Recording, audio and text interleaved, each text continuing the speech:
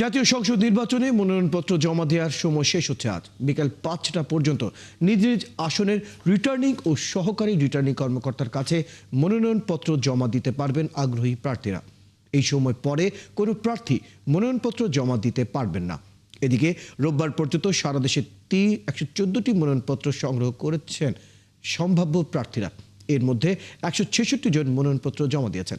বাকি প্রার্থীরা আজ জমা দেওয়ার মধ্য দিয়ে গণ অভ্যুত্থানের পর কোন রাজনৈতিক দল এই নির্বাচনে অংশ নিচ্ছে তা স্পষ্ট হবে। গত 11 ডিসেম্বর ত্রয়োদশ জাতীয় সংসদ নির্বাচনের তফসিল ঘোষণার পরে ইসি মনোনয়নপত্র যাচাই বাছাই হবে 30 ডিসেম্বর থেকে 4 জানুয়ারি পর্যন্ত। রিটার্নিং কর্মকর্তার সিদ্ধান্তের বিরুদ্ধে আপিল 5 থেকে 9 জানুয়ারি, আপিল নিষ্পত্তি 10 থেকে 18 জানুয়ারি। প্রার্থিতা প্রত্যাহারের শেষ তারিখ 20 জানুয়ারি ও প্রতীক বরাদ্দ 21 জানুয়ারি। আর সংসদ নির্বাচন অনুষ্ঠিত হবে আগামী 12 ফেব্রুয়ারি। দর্শক, এই বিষয়ের বিস্তারিত তথ্য জানাতে আমাদের সাথে রাজধানীর সেগুনবাগিচা থেকে যুক্ত হচ্ছেন আমাদের সহকর্মী ফরহাদ ইবনে মালেক। ফরহাদ ইবনে মালেক, আপনি সেগুনবাগিচার ঢাকার বিভাগীয় কমিশনার কার্যালয়ের সামনে আছেন। মনোনয়নপত্র জমা দেওয়ার কেমন ভিড় দেখছেন এবং এখন পর্যন্ত হেভিওয়েট প্রার্থীদের মধ্যে কারা কারা এসেছেন, কারা কারা মনোনয়নপত্র জমা দিয়েছেন, সবশেষ তথ্য জানাবেন।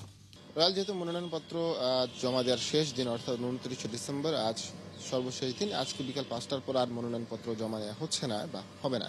সেক্ষেত্রে ঢাকার যেই 13টি আসন রয়েছে, এই রিটার্নিং কর্মকর্তার কার্যালয়ে 13টি আসনের প্রার্থীরা মনোনয়নপত্র জমা দেবেন। তারা আসা শুরু করবেন একেবারে সকালে অর্থাৎ 9টার শুরুতেই। ঢাকা 14 আসনের প্রার্থী, জামাত মনোনীত প্রার্থীরা আসার কথা ছিল, তিনি আসবেন। এরপর একে একে আরও প্রার্থীরা থাকবেন। ঢাকা দিয়ে মূলত 3টি বড় রাজনৈতিক দলের হেভিওয়েট প্রার্থীরা রয়েছেন। আমি যদি একটু করে বলি তাহলে ঢাকা 15 আসন থেকে জামাত মনোনীত প্রার্থী জামাতের আমির ডাক্তার শফিকুর রহমান, ঢাকা 17 থেকে বিএনপি ভারপ্রাপ্ত চেয়ারম্যান জনাব তারেক রহমান, যিনি গতকালকেই জানিয়েছেন, আমরা জানতে পেরেছি যে তিনি ঢাকা 17 আসন থেকে সাধারণ মানুষ এবং দলের চাওয়া থেকে লড়ছেন। এবং ঢাকাতেও এনসিপির আহ্বায়ক নাহিদ ইসলামও লড়বেন। এছাড়া অন্যান্য দলের তো রয়েছেই। 3000-এরও বেশি মনোনয়নপত্র এরই মধ্যে সংগ্রহ করা হয়েছে। মনোনয়নপত্র আজ শেষ দিন।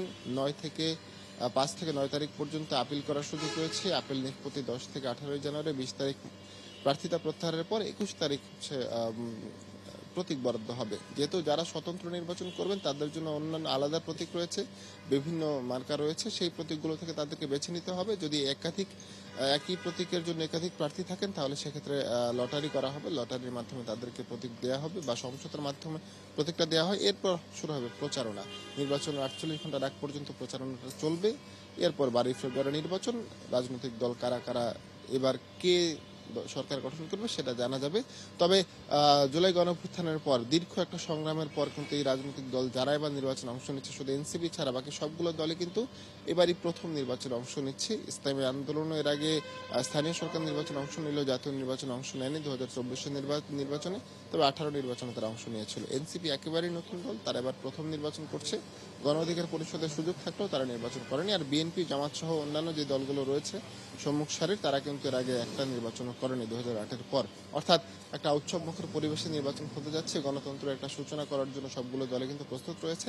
13 আসনের কারা কারা এবার আজ নির্বাচনে মনোনয়নপত্র জমা দিচ্ছেন, স্বতন্ত্রই বা কোন হেভিওয়েট প্রার্থী জমা দিচ্ছেন, সেগুলো জানতে হলে কিন্তু আমাদেরকে অপেক্ষা করতে হবে। রয়েল, এখন পর্যন্ত আমার কাছে এই ছিল দিনের শুরুর খবরাখবর। ধন্যবাদ ফরহাদ ইবনে মালেক। আপনি খবর রাখতে থাকুন, প্রয়োজনে আবার আপনার সাথে আমরা যুক্ত হব। দর্শক, আমাদের সাথে আমাদের সহকর্মী ফরহাদ ইবনে মালেক যুক্ত ছিলেন, জানাচ্ছিলেন আজ মনোনয়নপত্র জমা দেওয়ার যে শেষ তারিখ সে বিষয়ে সর্বশেষ তথ্য দিয়ে আমরা তার কাছ থেকে জানছিলাম।